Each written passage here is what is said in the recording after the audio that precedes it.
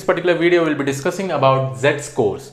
Now, Z-score is pretty much important concept. Many of you know that, but I'll try to explain you a very good example why exactly it is used and how it is used. I will also be taking a very good example to understand. I'll just give you a very small example by taking a population of scores of a student in a class, and I'll try to show you this particular example. So make sure that you watch this video till the end. So let me go ahead and try to understand about Z-score. You know about normal or Gaussian distribution. In normal and Gaussian distribution, you basically have a bell curve, right? The bell curve over here, the center element is basically my mean. Okay, if I go one standard deviation to the right, then I will be having mean plus standard deviation, one standard deviation. Then the other standard deviation, if I go, it will become mean plus two standard deviation. And similarly, if I go to the left, it will be mean minus one standard deviation and mean minus two standard deviation. So this is basically my mean that I have. Okay, and consider that this is my Gaussian or normal distribution. I'm again saying it as Gaussian and normal distribution. Okay. Now, if I need to convert this into a standard normal distribution, and what are the properties of a standard normal distribution? If I go and see, my mean is actually 0 and my standard deviation is just 1, right? This is the property of a standard normal distribution, SND.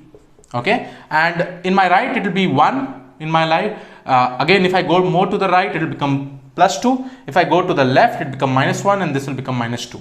Now, one more thing that you have to remember, understand a very good empirical formula with respect to Gaussian normal distribution is that within the first standard deviation over here, they are around 68% of the data of your total distribution whenever you have a Gaussian distribution. And similarly, within the second standard deviation, you have somewhere around 95% of the total distribution, and within the third standard deviation you have something like 99.7% of standard normal distribution. So this is basically the empirical formula. Now if I want to convert this whole data back to a standard normal distribution, we apply a very simple formula, and for that I will be basically calling it as Z-score, and the formula is x of I minus mu divided by standard deviation. So by using this particular formula, I'll be able to convert this whole data wherein my mean will be 0 and standard deviation is equal to 1. In feature engineering, we use something called as a normalization technique, which is also called as standard normalization. We basically apply this particular formula for each and every feature. But I'll try to explain you why this is important. Okay. And let me consider a very good example over here. I have 1, 2, 3, 4, 5 in my distribution. Okay. If I try to find out the mean over here will be 3. Right? If the mean is 3, why I'm saying 3? 5 plus 4 is 9, 9 plus 3 is 12, 12 plus 2 is 14, 14 plus 1 is 15. 15 divided by 5 is nothing but 3. And let me consider that I have computed the standard deviation as 1. So if I try to apply for this 3 value, which is my mean, the same formula, 3 minus mean is nothing but 3. X of I over here I'm considering for 3. If I apply this particular formula, minus 3 divided by 1, this will get converted to 0. Similarly, 4 will get converted to 1, 5 will get converted to 2, and 2 will get converted to minus 1, and 1 will get converted to minus 2. Now, this is the value. This is the thing that we basically have. And based on this empirical formula, we also know that within the first standard deviation, we have 68%. Within the second standard deviation, we have 95%.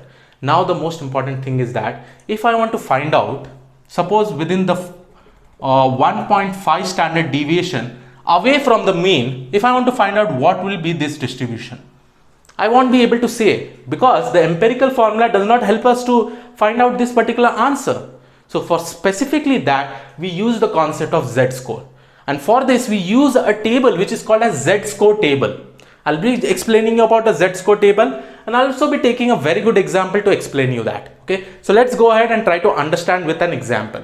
So guys, I'm going to consider an example wherein I'm taking a population of students in a classroom, and I'm actually finding the scores, and the score over here is mean is equal to 75. I've just found out the mean.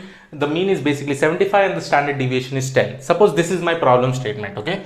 Now my problem statement basically says that I need to find out the probability where a student will be able to score greater than 60. What is the probability that the student will be able to score greater than 60?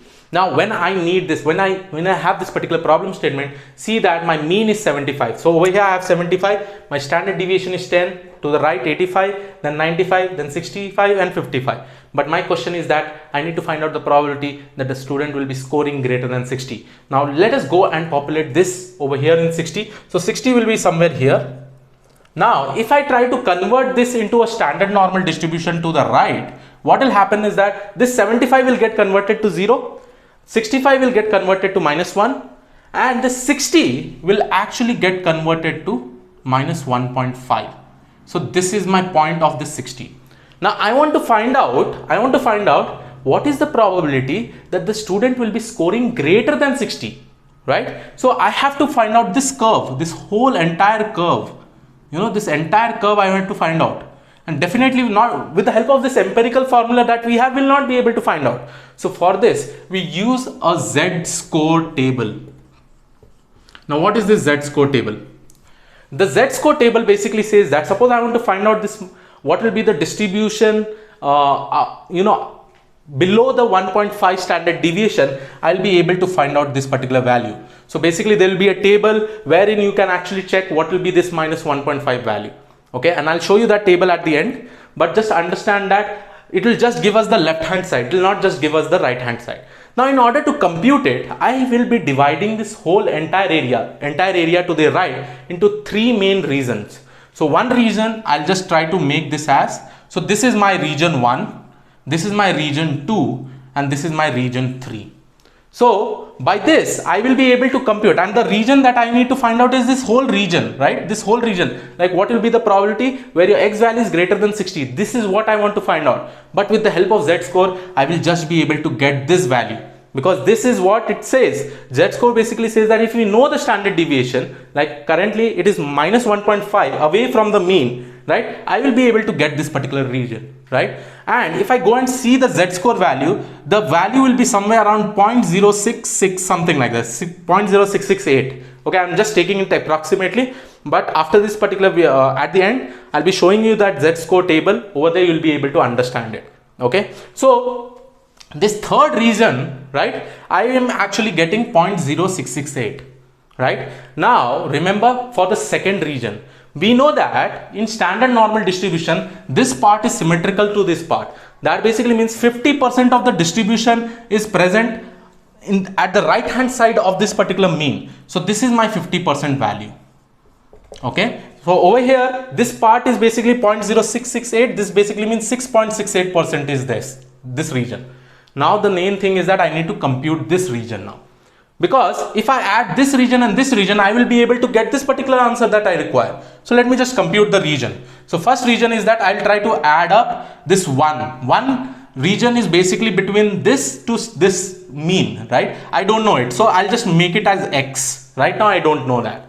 Now let me consider this 2 as y, and I know that this is 50%. So let me just add up 50% plus, right? After that, this particular region I'll try to add up. This is my third region, so this will be somewhere around 0.0668. Now I have all this particular value, and I know the total value will be equal to 100, because this whole area is 100%, right?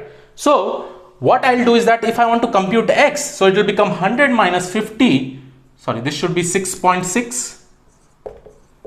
So this will be somewhere around 56.6.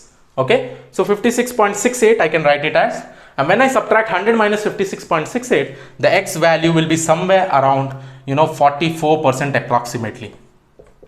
Again, you can do the computation, but I feel that 44% is the approximate value. Now still I have got this particular region value. I have 44% over here. This is my 50%. Now if I want to find out this particular problem statement, I will just combine 44 plus 50, which will be equal to 94% will be my answer for this particular problem statement. That a probability of a student scoring greater than 60 will be 94%. And that is approximately, guys. I'm saying just approximately, because by seeing the Z-score table, you'll be getting this particular value.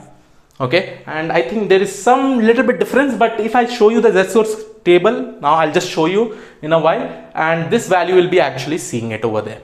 So this is how you actually use Z-score. And trust me guys, because if I wanted to find out this particular distribution, I cannot use the empirical formula, because I know that the empirical formula within this and this, I know that, and within the third standard deviation I know. that within this it will be around 68, within this there will be around 95 percentage of the distribution, within this there will be around 99.7 percentage of the distribution. But when I want to find out this kind of problem, whether my probability will be greater than 60, at that time I will not be able to compute it. For that thing we use this z-score table. Now what we do is that we divide that into regions, and this, if we are actually finding out this side of the region, this will obviously be 50%, because this both curve in the standard normal distribution or a Gaussian distribution are basically, symmetrical, and by that we are able to find out, and this is how the computation is basically done. So I hope you understood this. Now let us go ahead and try to see the z-score table. Now let us go and understand how does a z-score table look like. Now this is what a z-score table look like, guys. You can just go in the Google and search for z-score. So you'll be getting these entries, and always remember, so whatever standard deviation that you're actually looking at, that is basically the z value. If you want to find out the total area, it will be basically showing you the left hand side of the area. Right now, if I want to find out, now in my case, my 60 value was actually present in minus 1.5 standard deviation. So let me just go and see this z-score table. Over here you can see that in minus 1.5, where my it is basically minus 1.500, right? So here I have 0.0668. So this particular value is basically my percentage at 6.68. So I can take this particular value, apply it in my area, and basically compute the remaining value. And you know that on the right hand side of that particular standard normal distribution, we know that since it is symmetric, we have 50%. And I have actually shown you how to do the computation. And this is how you basically look at a z-score table. And you can also find out all the different values with respect to it. And suppose if it is present in 1.51, at that time you can go and see over here 1.5 and 0.01, you will be getting somewhere around 0.0655. And this is basically the area under the curve. You can say that whatever curve you are basically checking out. So yes, this was all about this particular video. I hope you like this particular video. Please do subscribe to the channel if you have not already subscribed. I'll see you on the next video. Have a great day. Thank you one and all.